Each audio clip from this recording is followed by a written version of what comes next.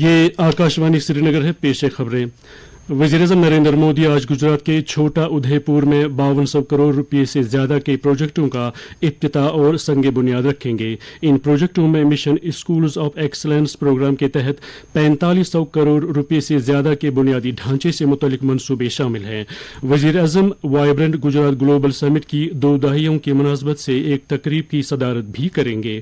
تفصیلات کے مطابق سال 2023 میں احمد آباد کے ٹیگور ہال سے محض 300 بین الاقوامی شرکا کے ساتھ شروع ہونے والا سفر رواں ماہ کی 28 تاریخ کو شاندار 20 سال مکمل کر رہا ہے. وائبرنٹ گجرات گلوبل سمٹ کا تصور اس وقت کے گجرات کے وزیر اعلیٰ نریندر مودی نے عالمی کاروباریوں کو راغب کرنے کے لیے پیش کیا تھا جب ریاست تباہ کن زلزلے سے متاثر تھی. سمٹ کی 2 دہائیوں کی تقریبات کے موقع پر ایک خصوصی تقریب احمد آباد کی سائنس سٹی میں وزیر اعظم نریندر مودی کی موجودگی میں منعقد ہو رہی ہے، جن میں صنعتی انجمنیں، تجارت اور کامرس کے شعبوں سے تعلق رکھنے والی ممتاز شخصیات اور نوجوان صنعت کار شامل ہیں. وزیر اعظم نریندر مودی نے زور دے کر کہا ہے کہ بھارت کو اس کی مضبوط سفارتی کوششوں کے سبب نئے موقع، دوست اور مارکیٹس مل رہے ہیں. انہوں نے کہا کہ اس کی وجہ سے نوجوانوں کے لیے بھی نئے دروازے کھل رہے ہیں. وہ نئی دلی کے بھارت منڈپم میں G20 university connect finale programme سے خطاب کر رہے تھے.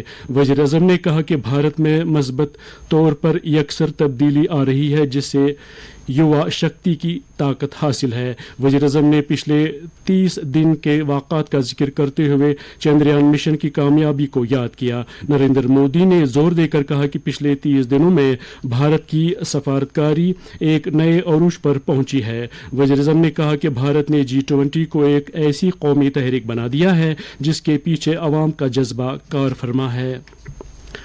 وزیر داخلہ امت شاہ کی صدارت میں کل ناردرن زونل کونسل کی 31ویں میٹنگ منعقد ہوئی. اس موقع پر امت شاہ نے کہا کہ وزیر اعظم نریندر مودی کی سرکار خطے میں سیکورٹی اور ترقی کی وعدہ بند ہے. انہوں نے کہا کہ حفاظتی ایجنسیوں کی بدولت ہم دہشت گردی اور منشیات کی بدت کے خلاف آپریشن میں کافی حد تک کامیاب ہوئے ہیں. انہوں نے کہا کہ خطے میں حفاظتی انتظامات کو مزید بہتر بنانے کے لیے اینٹی ڈرون سسٹم کو سرحدوں پر عنقریب تعینات کیا جائے گا.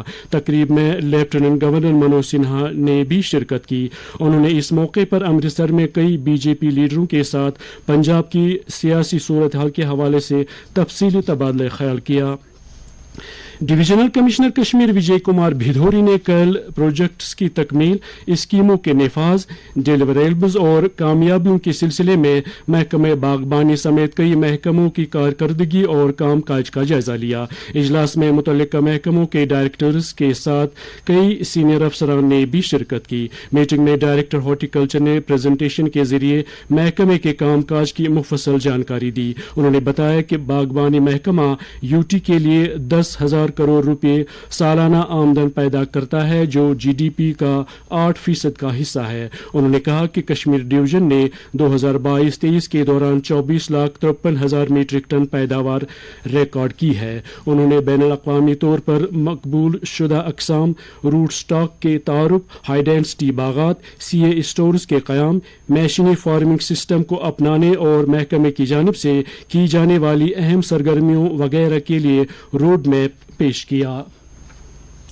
State health agency Jammu Kashmir نے صنفی مساوات PMJAE آیوشمان بھارت کے تحت اندراج، سب سے زیادہ آیوشمان کارڈ بنانے اور مختص فنڈز کے مکمل استعمال میں بہترین کارکردگی کا مظاہرہ کرنے کے عوض ایوارڈ حاصل کیا ہے.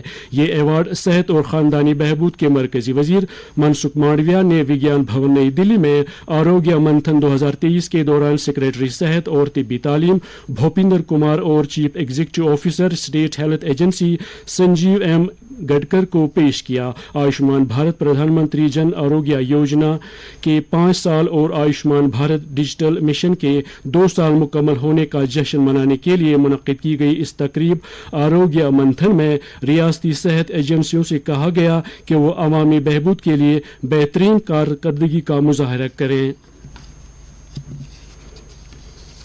سری نگر میں رات کا کم سے کم درجہ حرارت 10.8 ڈگری سیلسیس جبکہ جموں میں رات کا کم سے کم درجہ حرارت 20.7 ڈگری سیلسیس درج کیا گیا. اس کے ساتھ ہی خبروں کا یہ بلیٹن ختم ہوا.